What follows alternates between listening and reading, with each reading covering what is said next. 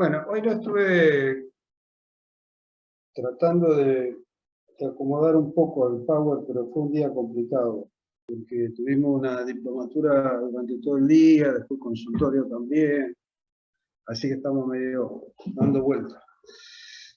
En realidad, cuando hablamos de colagenopatía, hablamos de enfermedades que tienen un sustrato autoinmune, que son manifestaciones que, si bien afectan el colágeno en algunos casos, lo que más involucran son cambios vasculares importantes en distintos órganos. Y nosotros tenemos patologías que son exclusivamente localizadas en la piel y otras que a través de la piel podemos determinar el compromiso sistémico. Es decir, que al dermatólogo puede llegar un paciente con una colagenopatía sistémica con manifestaciones cutáneas y esa es su primera consulta. En general, quizás lo más frecuente es el lupus eritematoso, que ustedes conocen, y la variante más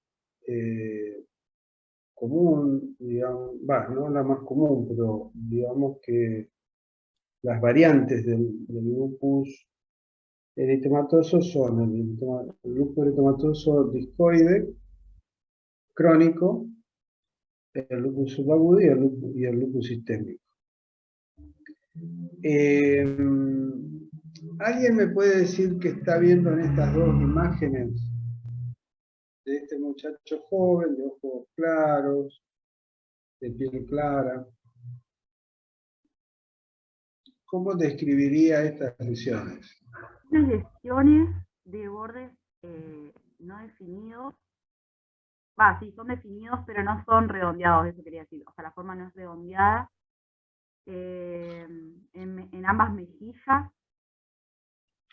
con bordes eritematosos.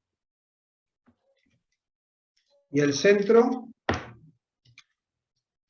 O sea, no sé si yo bien, pero puede ser que sea ulcerado o no. No, ulcerado no está. Profe, ¿puede ser las lesiones que por ahí se describen en forma de escarapela? Podría ser, está bien.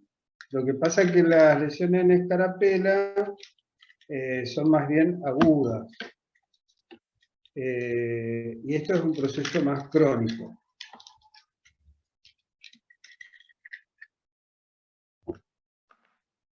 ¿Qué te parece? ¿Cómo sería el centro?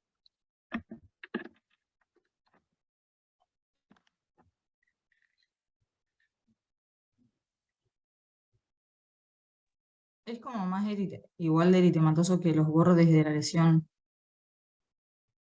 Sí, bueno, pero acá no es eritematoso. Hipopigmentado. Muy bien. Viste, cuando éramos chicos jugábamos tibio, tibio, frío, caliente. ¿Puede ser un lupus discoide? Sí, está bien, pero ¿qué hay en el centro? Discoide es porque es redondo, es como un disco, ¿no? Es redondeado.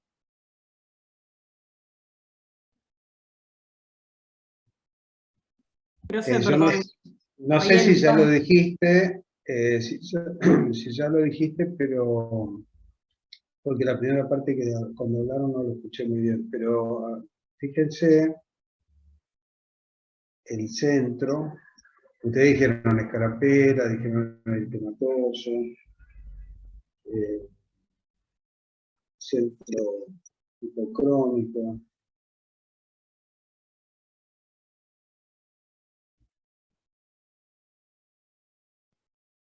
¿Qué más podría ser esto?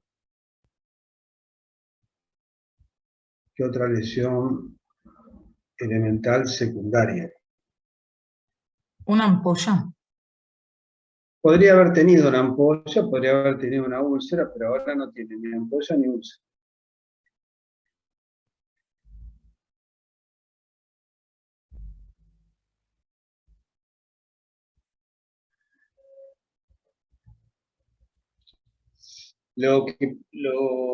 Esto coincidiría con una cicatriz.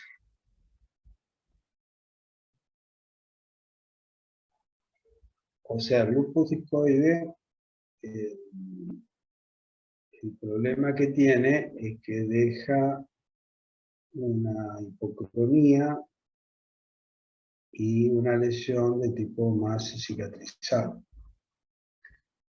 El lupus discoide en la primera etapa es como una pápula grande, por así decirlo, una placa roja, que se expande por los bordes y cura por el centro.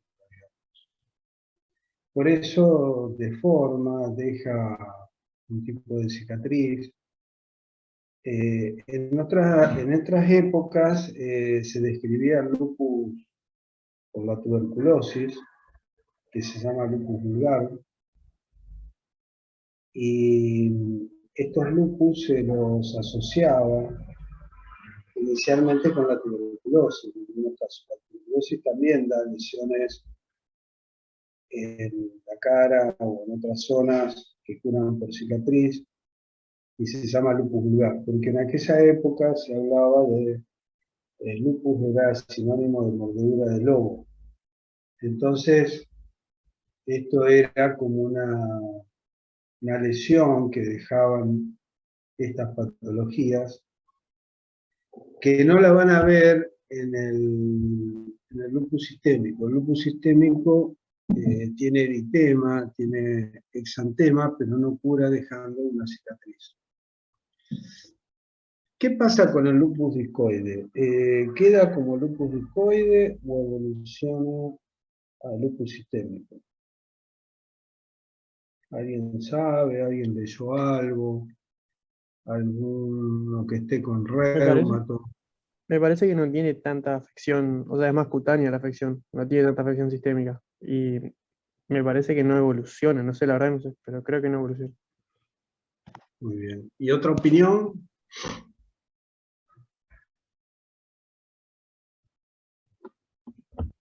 Decía que es raro, pero que podía pasar.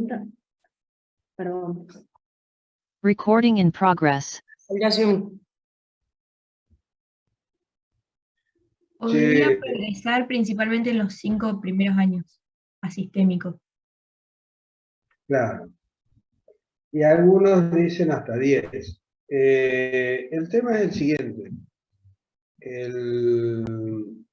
Chico, alguien me pidió que grabara, pero el que tiene que grabar es la universidad, no pueden grabar ustedes.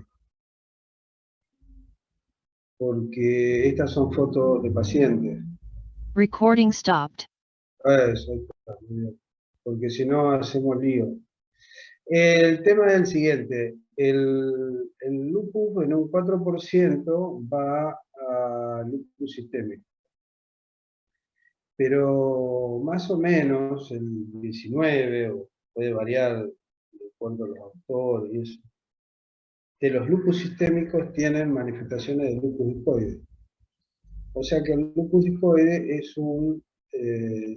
digamos, podría ser es un criterio para el lupus sistémico.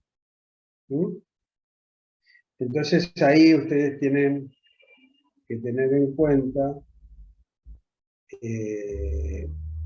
cuando vean un paciente con lupus discoide, le van a pedir un colágeno, le van a hacer la historia clínica, que es lo que le va a dar ya si tiene asociaciones sistémicas o no, y le van a pedir un laboratorio, un colágenograma, y ese paciente se sigue en el transcurso de los años. Como bien dijeron ustedes, nosotros lo seguíamos por 5 años, reumato lo siguen por 10, porque en algún momento podrían evolucionar. Los lupus discoides tienen distintas formas de presentación, digamos. Pueden ser localizados solo en la cara o en la zona facial, o pueden ser más extendidos, más difusos, ir hacia las zonas donde hay exposición solar, como el pecho, los miembros superiores, la espalda. Y esos podrían tener alguna posibilidad mayor de evolucionar al lupus sistémico. También hacen áreas hipertróficas que, como son manifestaciones solares, se confunden con qué pensarían que podría ser esto.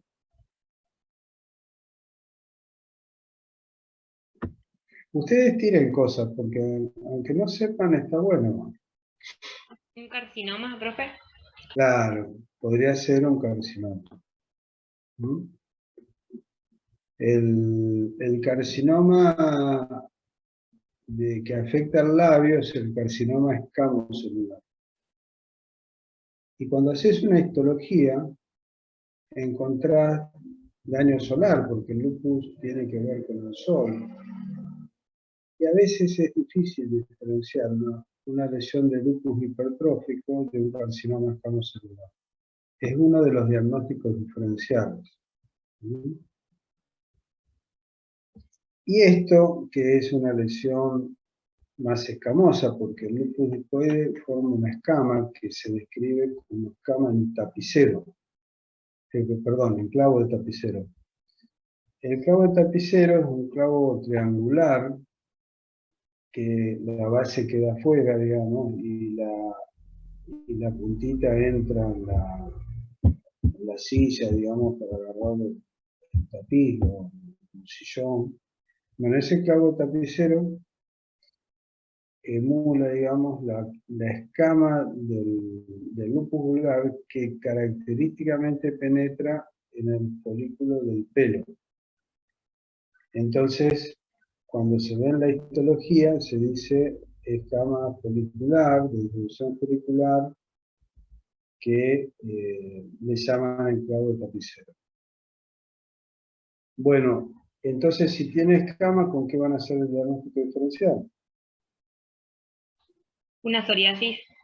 Claro, si vos ves este brazo, decís tiene una psoriasis. Pero le ves la cara y la psoriasis no afecta tanto la cara y tampoco deja cicatriz. Entonces, puede ser, y además está en una zona de exposición solar. La psoriasis mejora con el sol en la mayoría de los casos. Entonces estamos hablando de lupus discoide, en este caso con lesiones hiperplásicas. El lupus discoide se va extendiendo a áreas mayores, desfigura un poco al paciente y produce alopecia cicatrizante. Es decir, el pelo no vuelve a crecer, donde se desarrolla una plaquita de lupus eritematoso. Acá el brillo de la foto borra el eritema, pero lo que ocurre es que esto se ve en el vértex, viene en el centro de la cabeza arriba, donde más da el sol, es decir, que es un diagnóstico diferencial con otras alopecias. Esta es una pacientita que vimos hace muchos años, con un lupus discoide difuso, extendido, con áreas que afectaban la frente, más eritematoso, con algunas escamas, detrás de la oreja, acá tiene una escama que es característica, con alguna pérdida de pelo, con lesiones en las manos. El lupus discoide puede afectar también las manos, puede afectar la boca también, hay lesiones descritas a nivel de la mucosa oral, pero es raro. No siempre el lupus discoide tiene que ver con el sol, la mayoría de los casos sí, pero a veces hay gente que se brota con los periodos menstruales, con el frío, con el estrés, pero normalmente el lupus discoide es una enfermedad fotosensible.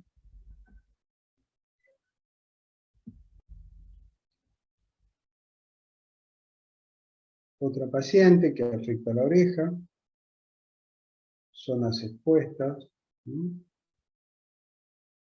Entonces, cuando ustedes vean esto, tienen que pensar en lupus cutáneo. No saben si es un lupus discoide, si es un lupus sistémico. Es un lupus cutáneo. Después arrancarán para saber si es un lupus sistémico. Fíjense acá en el cuero cabelludo, un eritema y la falta de pelo. Es una alopecia cicatrizada. Áreas ocultas de la oreja. En esto que nosotros le llamamos la concha auricular, porque ese es el nombre que tiene, en este lugar podemos encontrar carcinomas escamocelulares o carcinomas vasocelulares. En este espacio, que ustedes dicen, ¿cómo llega el sol ahí? Bueno, el sol llega y genera lesiones. Y los carcinomas que se originan acá se meten con mucha facilidad en el conducto auditivo. Entonces hay que biopsiar todas estas lesiones para descartar patologías malignas, ¿no? Bueno, el lupus discoide deja alopecia y hay variantes de lupus cutáneo que no dejan cicatriz, que no dejan esas acromías muy marcadas y que se denominan lupus túmidos, que son lesiones redondeadas, rojas, muy fotosensibles, que también entran en el diagnóstico de lupus cutáneo.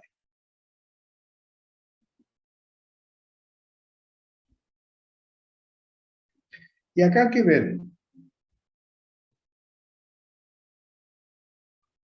La vamos a escuchar a Aldana. Aldana, ¿vos tenés algo que ver con Erika Steinbrecher? No. No, ni idea. Ah, es de Concordia, Erika. La tuya.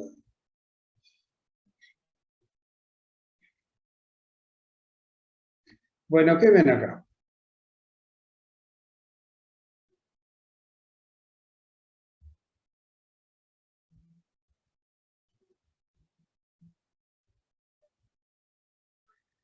¿Ven pápulas o placas? Placas. Claro, son placas. Muy bien, Macarena. Son placas escamosas. Afectan la oreja, la cara y el párpado.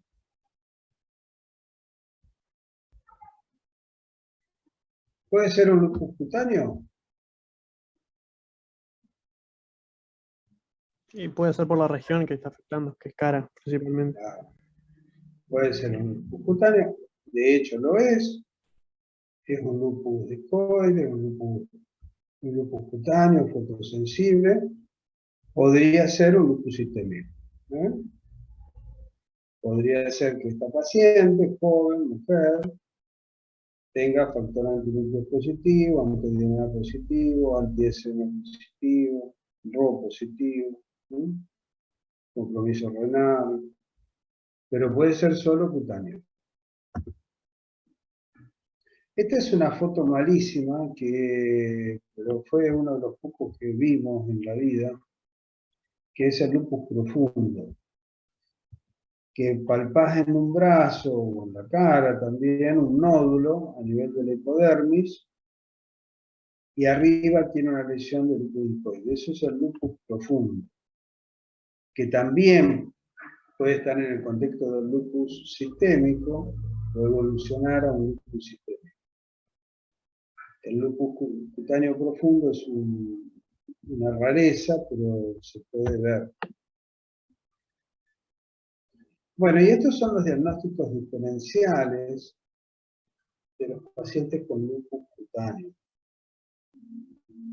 Una persona de piel clara con queratosis actínica podría llegar a confundirse. Una persona con un carcinoma vasocelular eritematoso y escamoso, que es una variante superficial, se podría confundir. De hecho, tuvimos hace muy poco un paciente que venía con diagnóstico de lupus, no, perdón, con diagnóstico de carcinomas, y lo venían operando y operando con diagnóstico de carcinoma, y cuando yo lo veo le digo, mirá, me parece que tenemos un linfoide de carcinoma. Y le hicimos la biopsia, lo estudiamos bien, y le hicimos una revisión y no tenía carcinoma, tenía un lupus linfoide. Es decir, eso lo tienen que tener muy en cuenta. La sarcoidosis cutánea es una enfermedad infrecuente. Ustedes saben que la sarcoidosis no se ve en nuestros medios, pero por ahí aparecen algunos pacientes. Los neumonólogos ven sarcoidosis, los oftalmólogos ven sarcoidosis,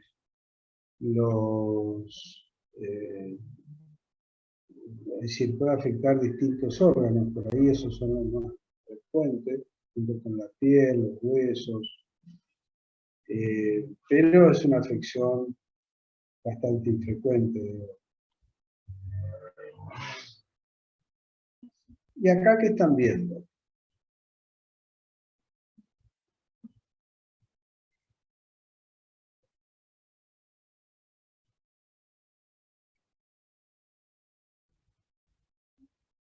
También parecen placas eritematosas, algunas con escamas, a nivel mandibular, y de la zona mandibular y parte de toda la cara, básicamente. ¿Y qué más?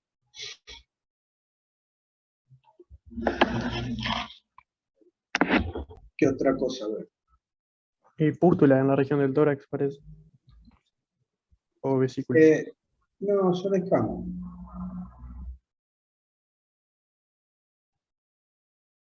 Son todas escamitas.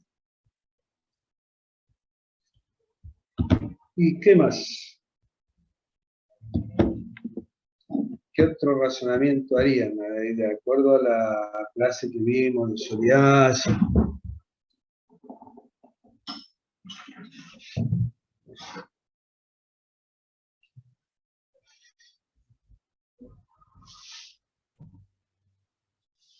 ¿Qué están viendo?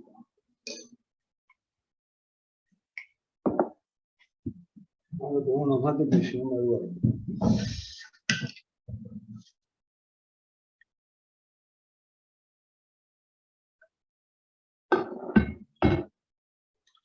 Bueno, acuérdense que había una enfermedad que se llama pituriasis rosada,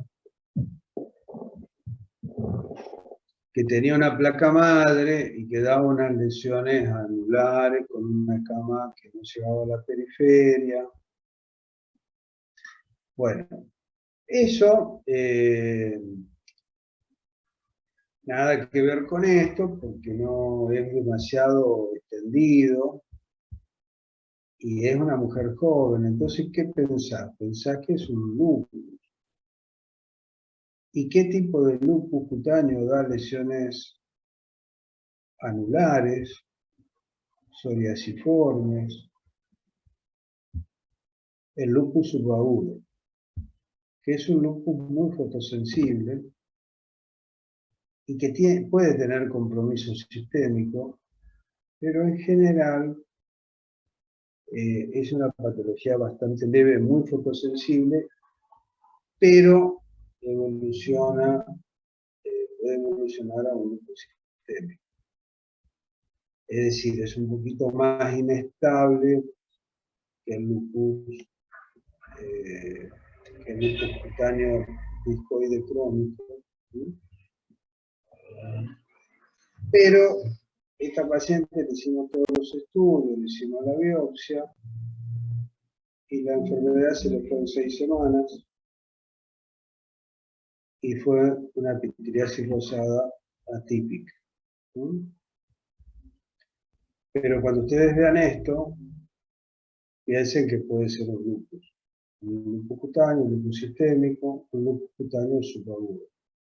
Después piensen que puede ser una pituriasis rosada y podría ser una psoriasis, pero es más raro.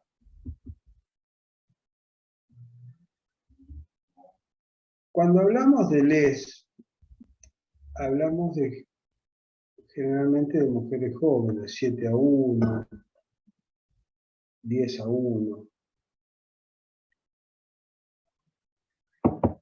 Y hablamos de mujeres que perdieron la sonrisa, que están abatidos, enfermos, que tienen astenia, caída de pelo, que se sienten mal, que han tenido fiebre, que tienen dolores articulares. Básicamente tienen astenia. Se sienten como con un síndrome febril. Están en verano y se sienten para la miércoles porque tuvieron una exposición solar y les quedó el eritema fijo, con escamos, sin escamos, respetando el surco nasopeniano.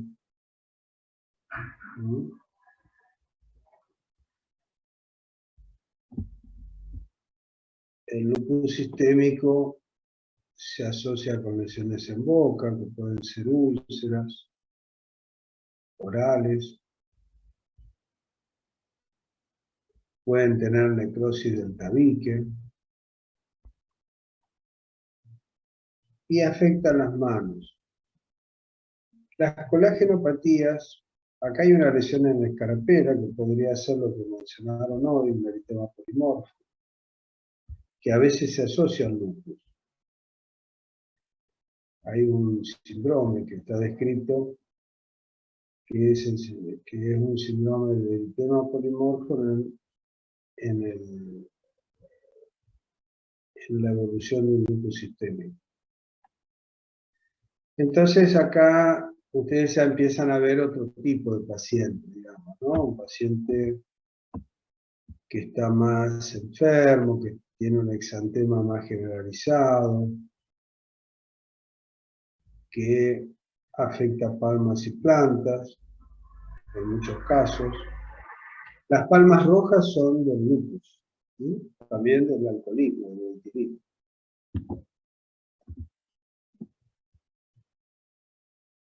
Esta es una pacientita que tiene un lupus bien determinado, que ella tenía compromiso renal y no le daba bolilla a la protección solar y se genera estos cuadros severísimos que obligan a elevar los corticoides, porque bueno, la fotosensibilidad genera anticuerpos que van a ir a chocar contra los órganos,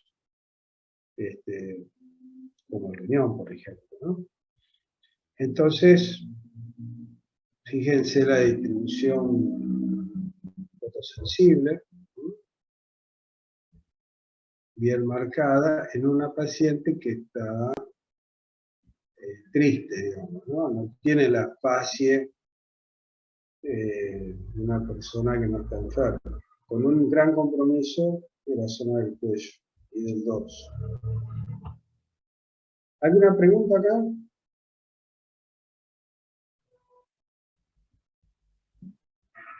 No, profe.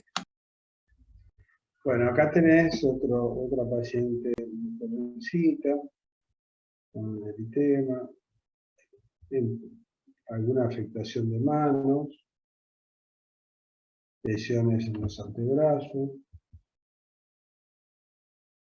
Las colagenopatías afectan las manos, ya sean como exantemas, con manos eritematosas, con manos violáceas, pueden tener síndrome de Raynaud y pueden tener también vasculitis. Cuando ustedes revisen un paciente con un posible lupus, tienen que ir a mirar las manos y los pies. El eritema periungueal, la descamación periungueal, la hemorragia en astilla, que acá no se ven, el eritema palmar, son manifestaciones del lupus, el eritema más descrito en el lupus interfalángico que sobre las falanges. acá ven bien, estas descamaciones periunguiales proximales están descritas en el lupus. Tienen que darle las manos, los pies, pequeñas lesiones que simulan líquen, eritemas periunguiales, y a veces los pacientes hacen fenómenos vasculíticos con ulceraciones, coloraciones violáceas,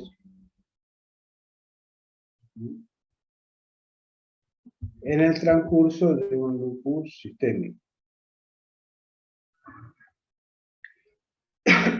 Las úlceras orales, el daño del tabique nasal, son manifestaciones que se ven en el lupus sistémico. Las púrpuras vasculíticas. ¿Cómo diferencian una púrpura vasculítica de un eritema congestivo?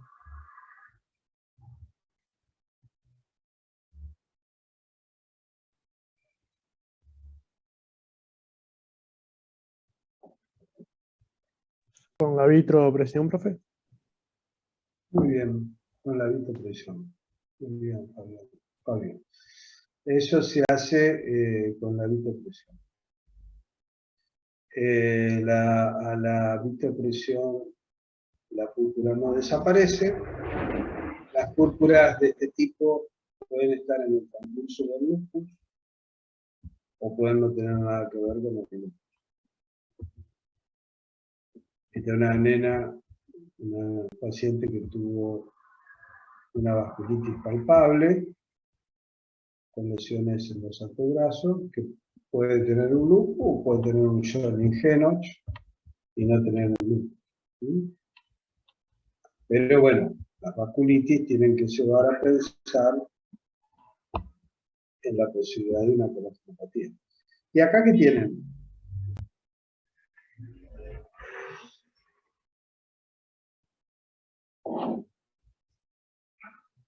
¿Puede ser una dermatitis de contacto? Puede ser, muy bien, porque puede ser por un desodorante. ¿Qué más?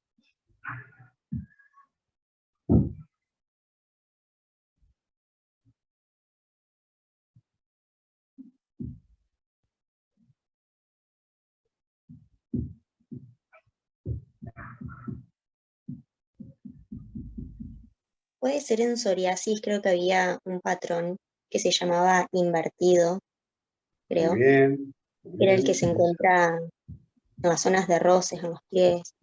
Muy bien, Emilia. Eso entra también dentro de la posibilidad.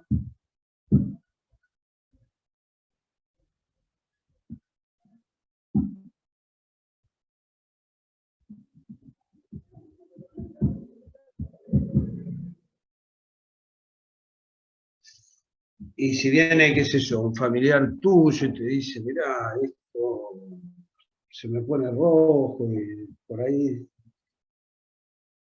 se me va como a las 3 días y me aparece en otro lado.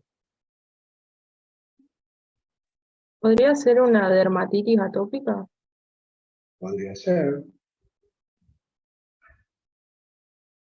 ¿Y cuál otro?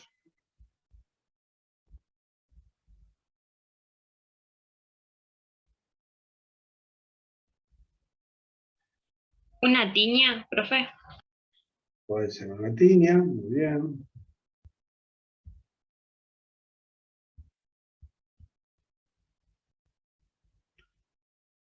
Y también puede ser una urticaria. Porque a lo mejor esto es como una roncha, ¿viste? Le preguntás si le arde, si le pica.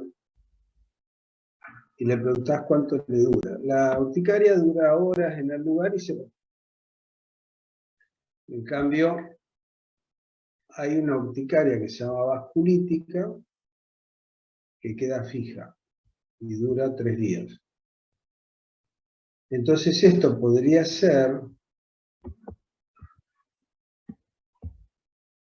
fíjense, una urticaria vasculítica. La urticaria vasculítica dura más de 48 horas en el lugar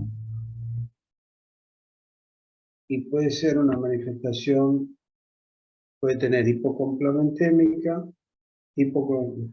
hipocomplementemia y además estar asociada a un lupus, a veces asociada a compromiso renal. Es decir, ves, en vez de ver un exantema plano, como se ve en el lupus sistémico, podés ver unas lesiones urticarianas que arden más que pican, y eso podría ser es una urticaria vasculítica. Hay grupos de lupus sistémico que pueden tener necrosis digital por vasoespasmos por fenómeno de Raynaud. Es decir, que son pacientes que van a sufrir un vasoespasmo, una isquemia prolongada, fíjense que acá está más pálido el dedo, que puede llegar a la necrosis. Tiene un exantema del lupus y tiene compromiso de las manos. Y esto puede ser no por vasculitis, porque podría ser por vasculitis, pero lo más probable es que sea por vasoespasmo. Es un grupo de pacientes con lupus que algunos pueden tener ACV. ¿Qué anticuerpos tendrían estos pacientes? A ver si alguien sabe.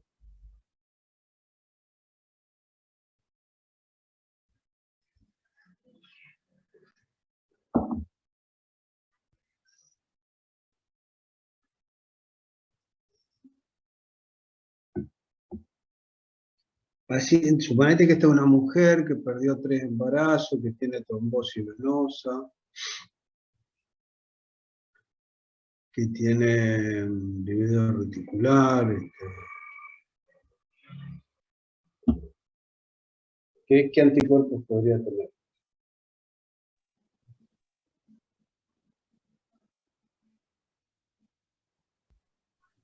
¿Los anticuerpos anticardiolipina o no? Claro, muy bien. Son los anticuerpos anticardiolípicos. Puede tener fenómenos vasculares obstructivos, digamos, más que vasculitis. Bueno, esta es una paciente con una púrpura en algún sector palpable, en otro más plana, pero es una púrpura vasculítica con una carita que tiene una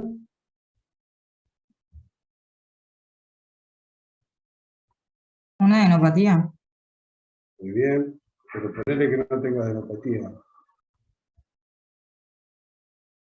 ¿Hipertrofia parotidia? Muy bien. Podría ser etilista. Pero no lo es. O sea, tiene un síndrome de Sjögren. Es una enfermedad, el síndrome de Sjögren, que va con hipertrofia de parótida, con disminución de la secreción salival por una destrucción de las glándulas salivales y una disminución o ausencia de lágrimas. Con artritis, con otras complicaciones, una enfermedad muy compleja que se puede llegar a diagnosticar a través del ojo seco, la boca seca, la hipertrofia parotidia, que a veces se asocia al linfoma también. O sea que a través de una vasculitis leucocitoclásica podrían ir pensando que el paciente puede tener una colágenopatía. Las facies de los pacientes le pueden dar también una orientación. Estas son púrpuras palpables, vasculíticas.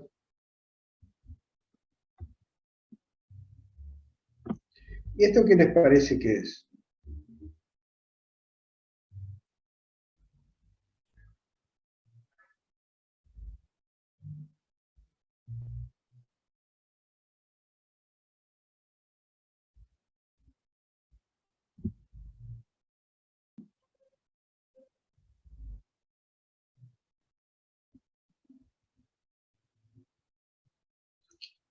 ¿Qué les parece?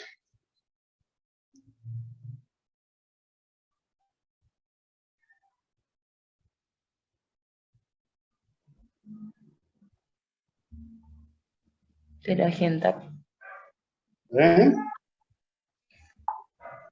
Telangiectasias. Bueno, podría ser telangiectasia. ¿Qué más? Lívido reticularis puede ser. Muy bien. Esto es un livedo reticularis.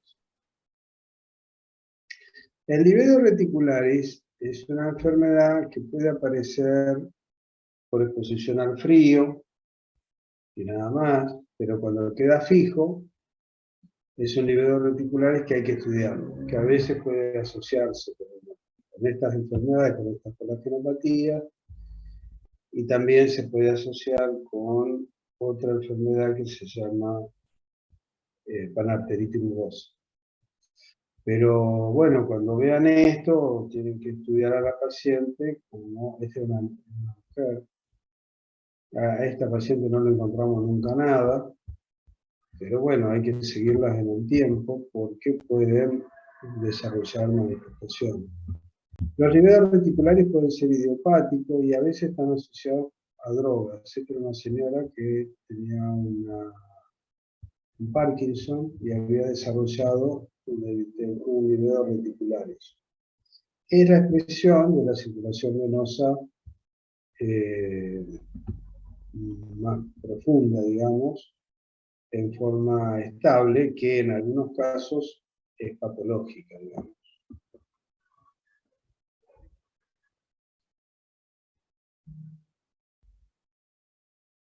Bueno, y acá, yo no sé si fue la última que dijo livedo reticularis, no, la anterior de ustedes, que no sé si fue Macarena o Agustina, había mencionado algo. Telangiectasias. Claro. Celina. Bueno, Celina. Estas son telangiectasias. A diferencia del livedo, estas son telangiectasias. Estas son telangiectasias. Telangiectasia en una mujer joven, no hay ningún drama. Aparecen por influjo hormonal, anticonceptivo, después del embarazo, en fin. Las personas grandes por piel blanca, piel delicada, fina, deposición solar, daño solar, envejecimiento solar o rosácea. Hasta ahí vamos bien. Profe, tengo una pregunta. Dale. En la lívido reticularis, ¿cuál es la diferencia con la racemosa? Bueno, la racemosa, este es un livedo reticular bastante bien formado. El racemoso es como irregular, como fueran ramas, digamos. Es un livedo reticular, porque acá lo ves bien reticular, ¿ves? Cuando es racemoso, que no lo identificamos bien y es irregular, es más de la panarteritis nodosa. Y ahí podemos palpar nódulos o no, y vas a encontrar las alteraciones de los vasos de mediano calibre, que te van a llevar al diagnóstico. La panarteritis es una enfermedad más del hombre, a través del lupus, una enfermedad que puede afectar al riñón, se asocia mucho a hipertensión, a neuropatía periférica. Es una enfermedad más del hombre y puede asociarse con livedo racemoso. El livedo racemoso, de hecho, es patológico.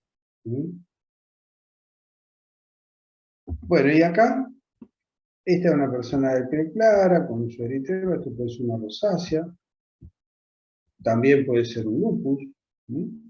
Ahí le van a ir preguntando a ver qué pasó, pero tiene unas pústulas no se la ve enferma, puede ser una rosácea. Y esta señora, paciente, hace unas lesiones un poco más marcadas. Y vos decís que tendrá. Y le hace abrir la boca y tiene esas lesiones. Y tiene lesiones acá. Profe, le hago una Sí. consulta. ¿Cuál es la diferencia entre las varices y la livedo reticularis?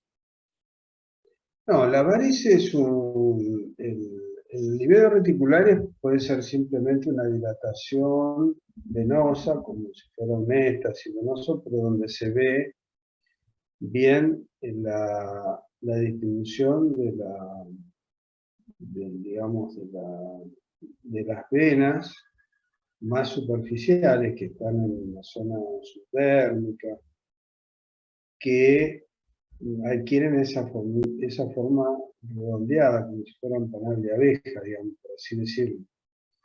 En cambio, la varice va a depender de la falla de una comunicante. Y esa comunicante está por encima de la varice. Entonces la varice va a ser un trayecto más lineal. ¿Entendés? O sea, hace un trayecto lineal y sobresale de la piel porque está dilatada. En cambio, lo otro, no hay falla de comunicantes entre el sistema venoso profundo y el superficial, y lo que hay es una dilatación, o podríamos decir, un éxtasis venoso en esa zona, pero que no incluye dilatación, que incluye como que se marcara, digamos, el flujo venoso, manteniendo su distribución normal, digamos. En cambio, lo otro es una patología que lleva a la dilatación más lineal de una vena, digamos, de todo un trayecto. Bien, gracias. Acá tenés, entonces acá tenemos un paciente con una telangiectasia redondeada, bien marcada. Y estos pacientes son raros, pero tienen que hacer pensar si lo tienen de la niñez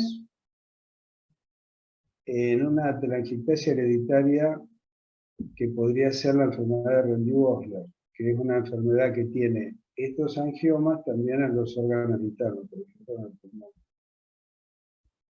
Esta es una paciente real, pero es raro ver un Rendy-Osler típico, digamos.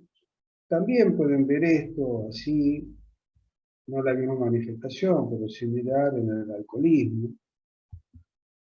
Y también lo van a ver en otra colagenopatía que es la esclerodermia. Acuérdense que cuando vean telangiectasias,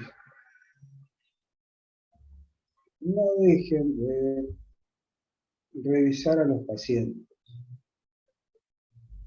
porque las telangiectasias pueden ser manifestaciones iniciales de una esclerodermia, de una acroesclerosis sistémica progresiva o una esclerodermia sistémica.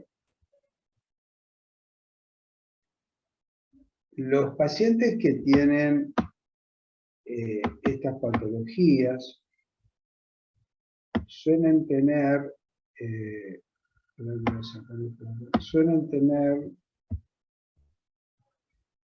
daño en los pulpejos que se llaman úlceras de mordedura de rata.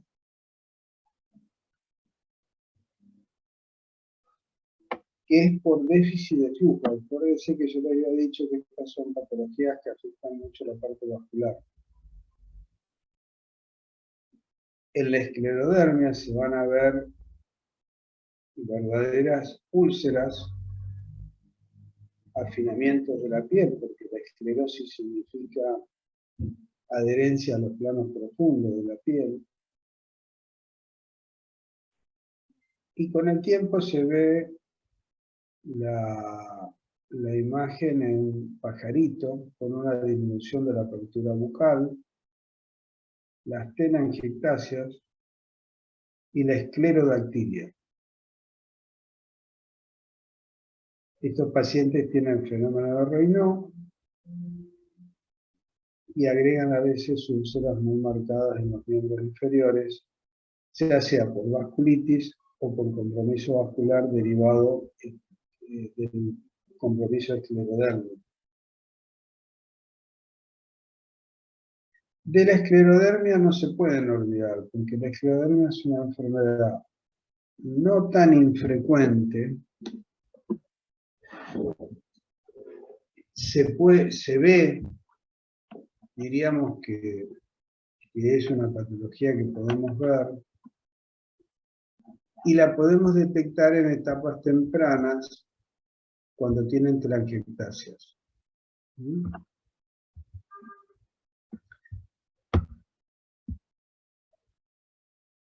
Los pacientes con esclerodermia tienen telangiectasias en las manos,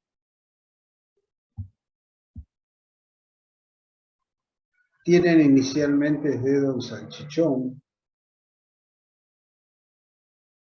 tienen disminución del flujo,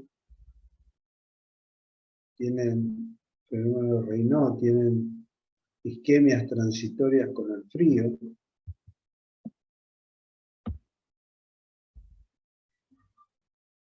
tienen necrosis de los pulpejos, mordedura de rata, y la necrosis llega a ser muy severa, con pérdidas hasta ósea.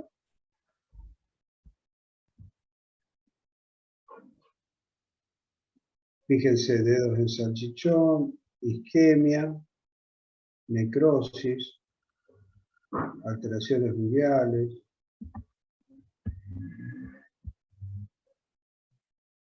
telangiectasias. Esto es la esclerodermia. Que la esclerodermia, la más común es la esclerosis sistémica progresiva, que comienza con fenómeno Raynaud, que está presente durante casi 5, 6, 7, 10 años. Después va desarrollando, paulatinamente desarrolla las telangiectasias faciales, después va a ir desarrollando las necrosis digitales, pasando previamente por el edema de las manos, de los dedos, va a ir a la necrosis digital y va a seguir con compromiso esofágico, con estenosis distal del esófago, con compromiso del resto del intestino, con hipertensión pulmonar por fibrosis y también compromiso a nivel renal con hipertensión. Tardíamente van desarrollando calcificaciones. Bueno, ¿alguna pregunta?